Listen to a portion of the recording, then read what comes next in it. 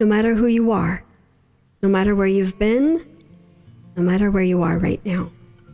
You are welcome here. Welcome everyone to Daily Audio Bible Chronological. I'm Jill, and today is the 25th day of the first month of the year, January. We're beginning a brand new week. We've got a brand new translation, and we are ready to jump in. Today we are reading Genesis chapters 38 through 40, and this week we begin the New International Version. Genesis chapter 38. At that time, Judah left his brothers and went down to stay with a man of Adullam named Hira. There Judah met the daughter of a Canaanite man named Shua. He married her and made love to her. She became pregnant and gave birth to a son who was named She conceived again and gave birth to a son and named him Onan. She gave birth to still another son and named him Shelah. It was at Kezib that she gave birth to him. Judah got a wife for his firstborn, and her name was Tamar.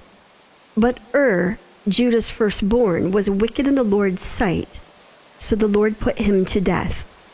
Then Judah said to Onan, "Sleep with your brother's wife and fulfill your duty to her as a brother-in-law, to raise up offspring for your brother."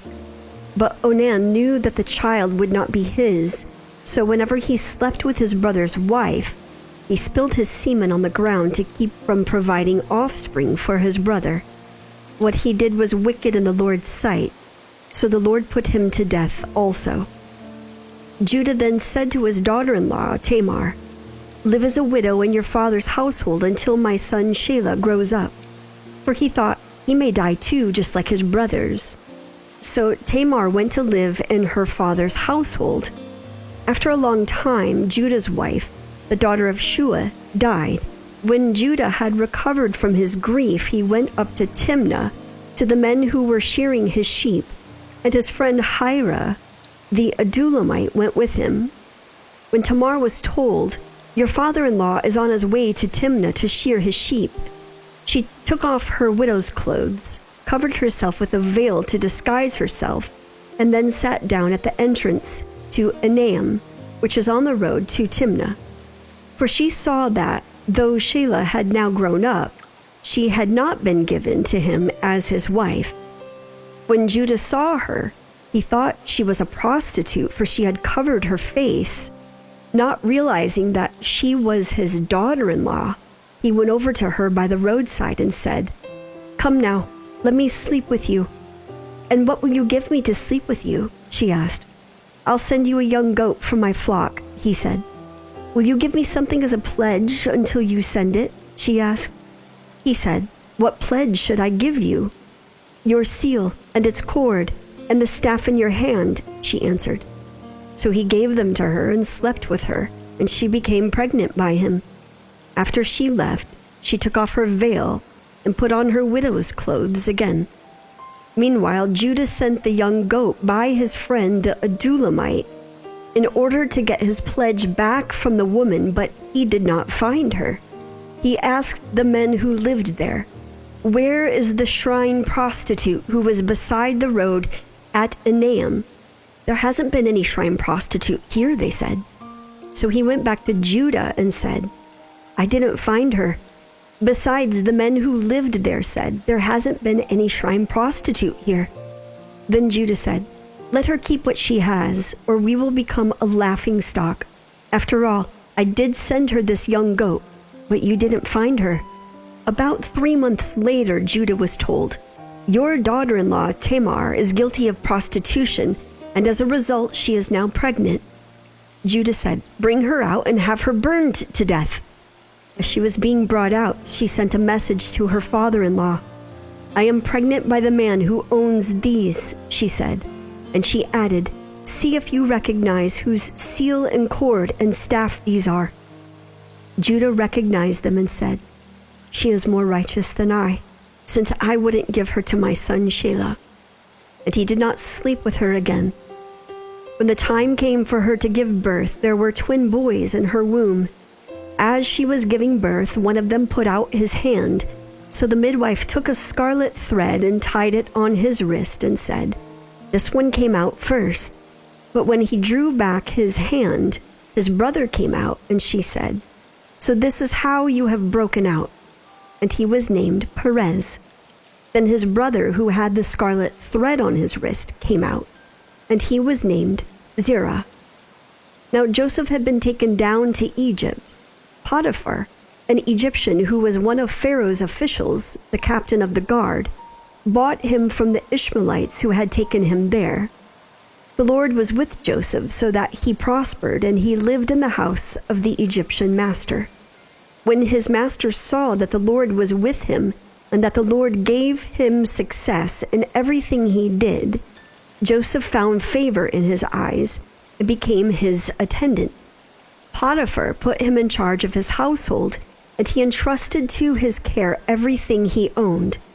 From the time he put him in charge of his household and of all that he owned, the Lord blessed the household of the Egyptian because of Joseph. The blessing of the Lord was on everything Potiphar had, both in the house and in the field. So Potiphar left everything he had in Joseph's care, with Joseph in charge. He did not concern himself with anything except the food he ate. Now Joseph was well built and handsome, and after a while his master's wife took notice of Joseph and said, "Come to bed with me." But he refused.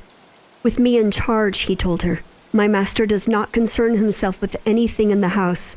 Everything he owns he has entrusted to my care. No one is greater in this house than I am. My master has withheld nothing from me except you, because you are his wife. How then could I do such a wicked thing and sin against God?" And though she spoke to Joseph day after day, he refused to go to bed with her or even be with her. One day he went into the house to attend to his duties, and none of the household servants was inside. She caught him by his cloak and said, "Come to bed with me." But he left his cloak in her hand and ran out of the house. When she saw that he had left his cloak in her hand and had run out of the house, she called her household servants. "Look," she said to them, "this Hebrew has been brought to us to make sport of us. He came in here to sleep with me, but I screamed. When he heard me scream for help, he left his cloak beside me and ran out of the house." She kept his cloak beside her until his master came home. Then she told him this story. "That Hebrew slave you brought us came to me to make sport of me. But as soon as I screamed for help, he left his cloak beside me and ran out of the house." When his master heard the story his wife told him, saying, "This is how your slave treated me," he burned with anger. Joseph's master took him and put him in prison, the place where the king's prisoners were confined. But while Joseph was there in the prison, the Lord was with him. He showed him kindness and granted him favor in the eyes of the prison warden. So the warden put Joseph in charge of all those held in the prison, and he was made responsible for all that was done there. The warden paid no attention to anything under Joseph's care, because the Lord was with Joseph and gave him success in whatever he did. Sometime later, the cupbearer and the baker of the king of Egypt offended their master, the king of Egypt. Pharaoh was angry with his two officials, the chief cupbearer and the chief baker, and put them in custody in the house of the captain of the guard, in the same prison where Joseph was confined. The captain of the guard assigned them to Joseph, and he attended them. After they had been in custody for some time, each of the two men, the cupbearer and the baker of the king of Egypt, who were being held in prison, had a dream the same night, and each dream had a meaning of its own. When Joseph came to them the next morning, he saw that they were dejected. So he asked Pharaoh's officials who were in custody with him in his master's house, "Why do you look so sad today?" "We both had dreams," they answered, "but there is no one to interpret them." Then Joseph said to them, "Do not interpretations belong to God? Tell me your dreams." So the chief cupbearer told Joseph his dream. He said to him, In my dream, I saw a vine in front of me, and on the vine were 3 branches. As soon as it budded, it blossomed, and its clusters ripened into grapes. Pharaoh's cup was in my hand, and I took the grapes, squeezed them into Pharaoh's cup, and put the cup in his hand. This is what it means, Joseph said to him. The 3 branches are 3 days. Within 3 days, Pharaoh will lift up your head and restore you to your position, and you will put Pharaoh's cup in his hand, just as you used to do when you were his cupbearer. But when all goes well with you, remember me and show me kindness. Mention me to Pharaoh and get me out of this prison. I was forcibly carried off from the land of the Hebrews, and even here I have done nothing to deserve being put in a dungeon." When the chief baker saw that Joseph had given a favorable interpretation, he said to Joseph, "I too had a dream. On my head were 3 baskets of bread. In the top basket were all kinds of baked goods for Pharaoh, but the birds were eating them out of the basket on my head." "This is what it means," Joseph said. "The 3 baskets are 3 days. Within 3 days, Pharaoh will lift off your head and impale your body on a pole, and the birds will eat away your flesh." Now the 3rd day was Pharaoh's birthday, and he gave a feast for all his officials. He lifted up the heads of the chief cupbearer and the chief baker in the presence of his officials. He restored the chief cupbearer to his position, so that he once again put the cup into Pharaoh's hand.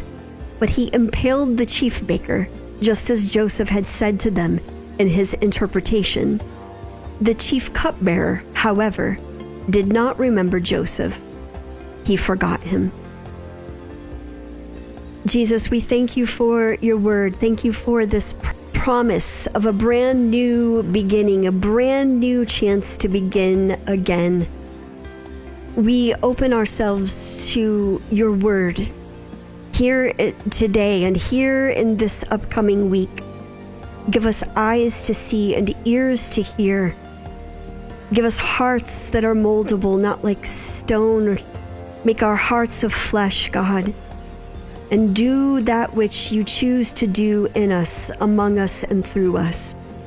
We surrender our lives, our will, our dreams, our ways, our thoughts. We surrender them to you.